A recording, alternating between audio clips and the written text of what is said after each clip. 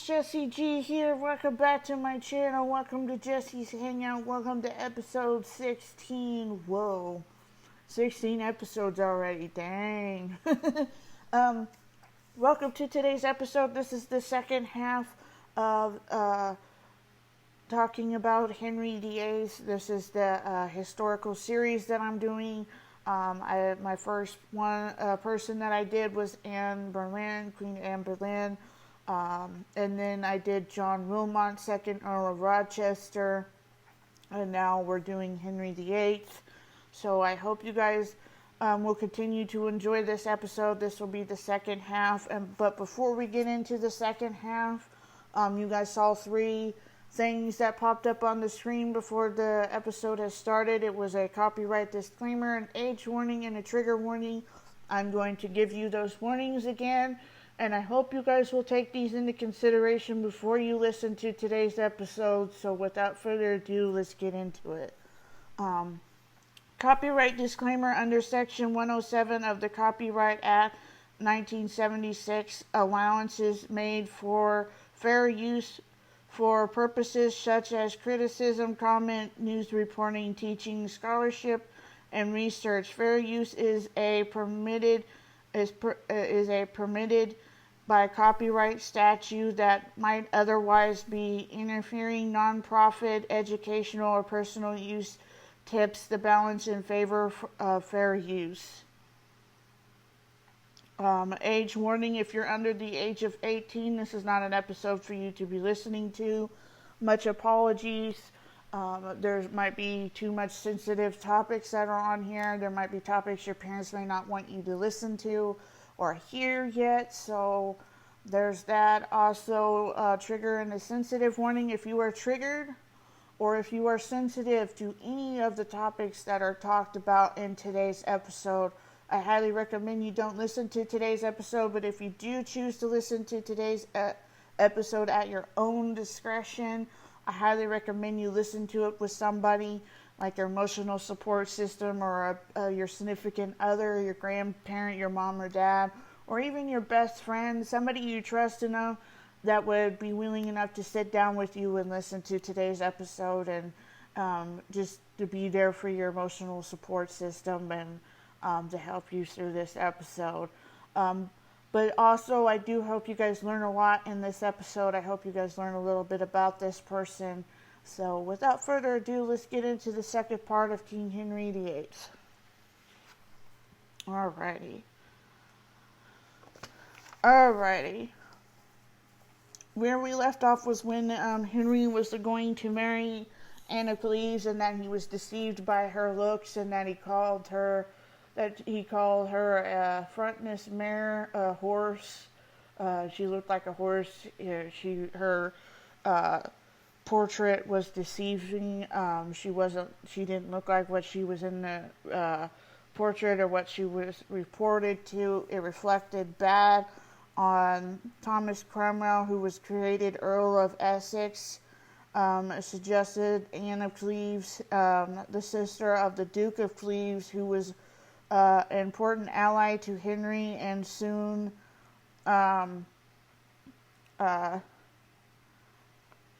as time went on, when he ended up marrying Anne of Cleves, he ended up divorcing her. The marriage was never consummated. That's why he ended up divorcing her, on grounds that the marriage was never consummated. And it was on other grounds that Cromwell forced the marriage onto Henry, and that he was deceived by Cromwell in the marriage, that there was stuff in the contract that wasn't right. He made Cromwell give him a confession or write something to him, which Henry completely obviously ignored. And Cromwell was executed. He was sent to the Tower, and he was executed at the Tower of London. I don't know. It was portrayed in the Tudors that Edward Seymour and somebody else had taken the executor that the night before the execution and got him drunk. So when he went to perform the execution, um, on Thomas Cromwell that it took several strokes of the axe because he was so drunk he couldn't hit it right. That he met a really bad, terrible fate, which was really gruesome, really gruesome, and very painful of that. Um, Although that's sadly not the first time that's ever happened. I'm sure it's happened before, which is really sad to say.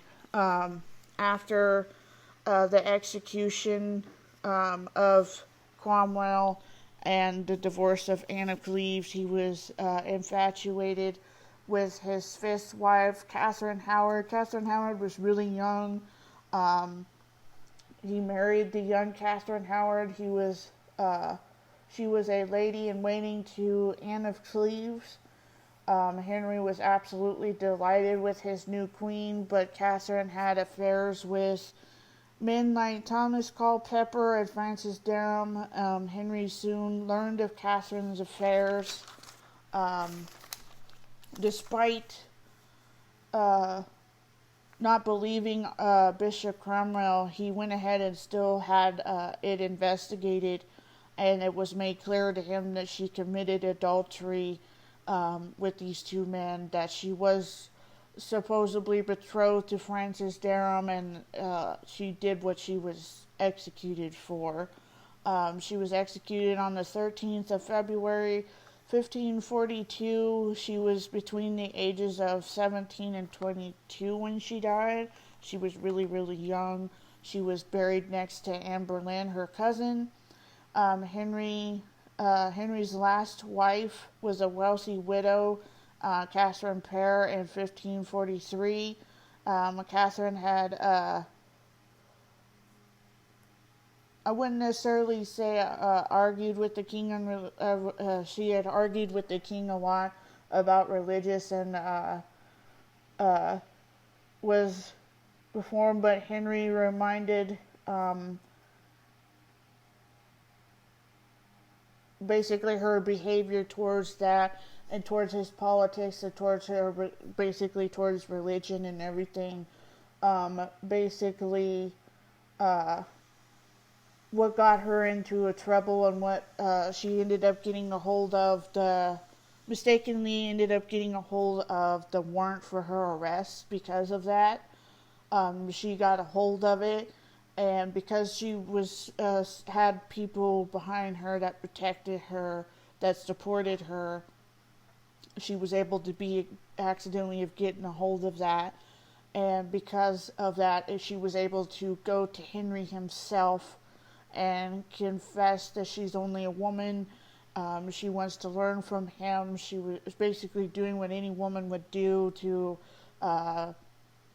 be a friend, to be a obedient wife, and it ultimately saved her. It ultimately, her going to him and her doing what she did saved her life. She basically survived Henry's reign. So she survived him. She ended up not being executed. She survived through till his death. It was said that he had many illnesses from ocularis in his legs, which means trouble with circulation in his legs due to a incident that happened in 1521 when he suffered a fever, and then when he suffered a fall that injured his leg really bad through a jousting accident, and it reopened a wound, and it caused it to be infected. It caused infection. It caused problems for him. Also, a lot of people say it was due to his being overweight, being obese, being possibly having diabetes, just multiple diseases he died from. He was 55 years old when he died.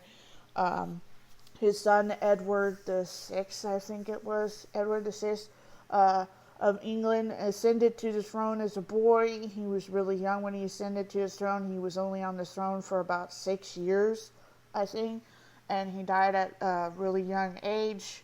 And then his sister Mary ascended to the throne, but her ascending to the throne was a bit of a bumpy start because Edward Seymour had plans to try to put somebody else on the throne because he knew that if Mary was on it, it was the end of the Lutheran reform and the end of the Christian faith and all that. He knew that they would be in danger, so to speak.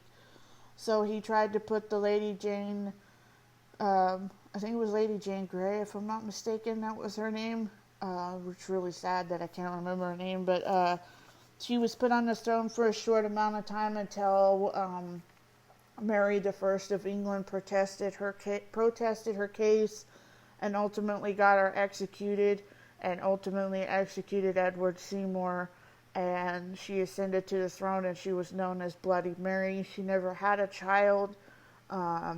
She died of what we call uterine cancer, complications with her womanly parts, so to speak.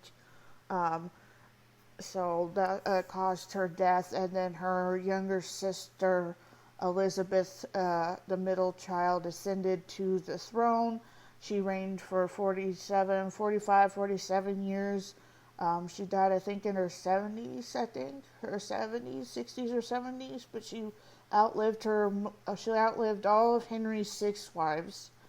She outlived Henry himself. She outlived her sister, her younger brother, and also Henry Prince Roy, which was her half-brother. She outlived her entire family. She reigned longer than they did. Her reign was called the Golden Age, which I'll be talking about in another episode that will be coming up.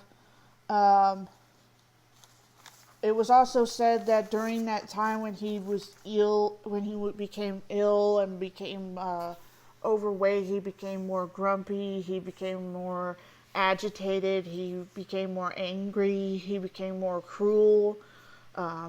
A lot of different things happened. So, yeah, that was a lot of the reasons for his death.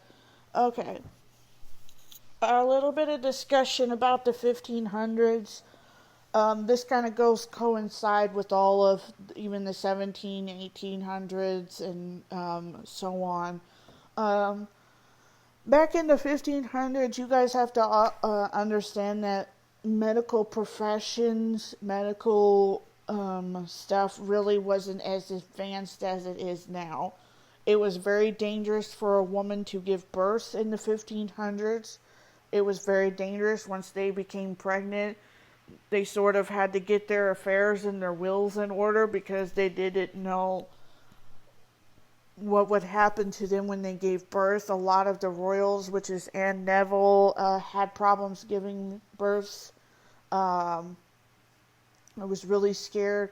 Elizabeth Woodville, who was married to Elizabeth of York's father, she had complications. Her daughter had complications. Anne's mother did too. There was a lot of miscarriages that happened in the 1500s, but it was also really scary after birth, like Jane Seymour's situation. Sometimes infections set in, sometimes fevers set in, sometimes a lot of things happened that shouldn't have happened. Sometimes the baby doesn't always make it. Sometimes the mother doesn't make it. It's a really sad situation at that time because being a woman was really, really scary around that time, especially with so much pressure when you married somebody with a really high title. It was basically placed upon the couple to have a son. It was a really big thing, especially with kings. It was really a big thing for them to have sons. Even in the 1700s with the Duke of Devonshire, it was really, everybody had their eyes upon him and making a son between him and Georgiana, Duchess of Devonshire, his wife, his first wife, who he later, after his wife's death, went on and married her best friend Elizabeth. He went he went on to marry her. I think that was her name. And yeah, it was really scary in the 1500s. Even the plague was known. There was a lot of flu-like symptoms. Syphilis was a really big thing. Being wounded was really bad. If you were wounded, it was really, really rough. There was a lot of poor people. There was a lot of rich people. It was really difficult around that time. It really wasn't the best time, especially being under Henry's rule. That was even more scary, to be underneath his rule or his reign. That was scary. It was even scarier around Elizabeth's time because she fell ill to smallpox, and because of all the scars she wore, this very toxic makeup that she wore. Yeah, so it was very scary to be a woman or to even be a man back then, because there was so much expectations. Also, the reason for Henry's 7-year betrothal was because when Henry was divorcing Catherine to marry Anne Boleyn, there was a lot of people who were in favor of Catherine because they knew that the marriage to Arthur was not consummated. But even though it wasn't consummated, she was still married to his brother, and he thought it was consummated, and he used that against her. And it also didn't help that she didn't give him a son, and a lot of people weren't in favor. It was like a 7-year chaotic time. It put a lot of stress on both Anne and Henry. It made it hard. That's why they got married in secret like they did, was because of that. All of his marriages, except for Catherine Parr, were in secret because of the situation. It was really sad that he had to do that. Around that time, he got a thing saying that from the Pope that he needed to go back to his wife or suffer the consequences of being excommunicated from the Church of Spain or Italy, which he declined it and ended up marrying Anne anyways, even though despite her only having a daughter. It was really rough during those 7 years for the both of them. I think that was partly the reason for Anne's downfall, was because of that, and because of a lot of promises were made, and I think she just her temperament got the better of her, and her being in politics and it being kind of intimidating to Henry. It wasn't really Henry with women. In the 1500s, he viewed women as being obedient, obeyed him, basically they were treated, any woman like Jane Seymour was basically treated like a doormat. He didn't like it when women interfered with his stuff. He didn't even like it when Catherine interfered with his political things. Sorry for my phone going off. So he even didn't like it when women interfered with his political things. He just didn't like it at all, and he expressed it a lot. Henry was just the type of man that just really was one of those type of men you just kind of you kind of loved or you kind of hated him. It was kind of a love-hate thing. Elizabeth of York is also the daughter of Elizabeth Woodville, who was married to Edward, who became king after knocking off Henry the Sixth of England. I think it was Henry the Sixth. After knocking him off the throne,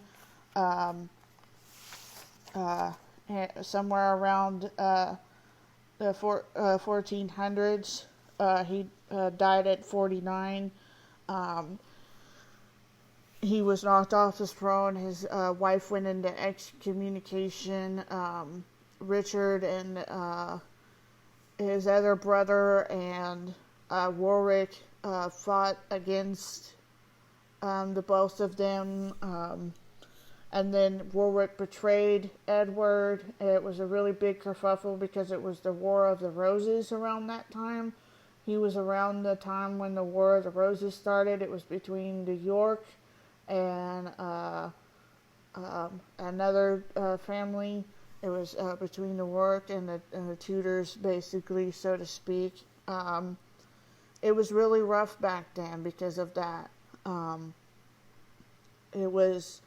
it was really rough, and then when Elizabeth Woodville married Edward, it was kind of like a alliance, a bridge that came together that divided both Yorks and the red roses from the white roses. So it was a really big thing, and it was a really big political move that Edward made by marrying Elizabeth Woodville because she was a commoner. She was an aristocrat, so to speak, and she came from a long line of a lot of children. She had a lot of siblings, so it wasn't unknown for Elizabeth to have the children that she had, and even her daughter to have the children that she had, even despite the miscarriages. So it was pretty rough in the 1500s. It was rough for Henry because Henry was really young when he married Catherine. He was really young when he ascended to the throne. He wasn't technically supposed to be on the throne. His brother Arthur was, but due to dying from an illness not long after being married to Catherine and him passing, it was really hard for Catherine, those 7 years of being a widower and, going through what she went through and finally being able to marry somebody that she loves and being married to him for 24 years, as long as she was married to him, and going through the ups and downs and humiliations, the birth, the miscarriage. Catherine went through hell too, and I think every one of the queens that ended up marrying him went through it too. It was also a really bumpy road when went into marrying Anne of Cleves. A lot of women didn't want to marry Henry because of what he did to his first 3 wives. One of his because his third wife died, the other one was beheaded, and the other one was exiled and died in exile. So it was really, really sorry about that. It was really rough. It was very rough. It was very severe. So, anyways, I hope you guys enjoyed the second part of King Henry VIII. If you wish to know more about him, you can always look him up in books. You can watch different historian episodes about him. He's really well known throughout England. He was known as the Grumpy King, but he was also known as the king who married 6 times. I think he was the only king that I know of that married that many times.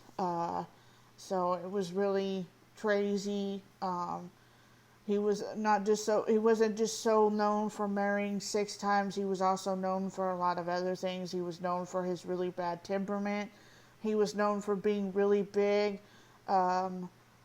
He was known for a lot of things, so go check him out. You can find him in books and, like I said, different historian episodes, which is really cool. I hope you guys got a lot out of this second part of Henry VIII and the first part. I hope you guys enjoyed it, and I hope you guys got a lot of educational stuff out of it too as well. I look forward to doing Elizabeth I. It'll be the ending and the final person that I do, and then we'll be on to the true crime episodes, which I'm really excited to do. I got all the notes done for all of the people that I'm doing, so I hope you guys will enjoy that. If you haven't already, hit that red subscribe button and that notification bell so you'll be notified as to when I upload videos and more of the historical series and the true crime series. Also, if you wish to be even more notified, go down and check in the description box. List all of my social medias down there. Go check that out. Especially if you wish to stay up to date with everything as well. I hope you guys have an awesome afternoon, morning, day, or night, wherever you're watching this from. And I will catch you guys in my next episode. Later.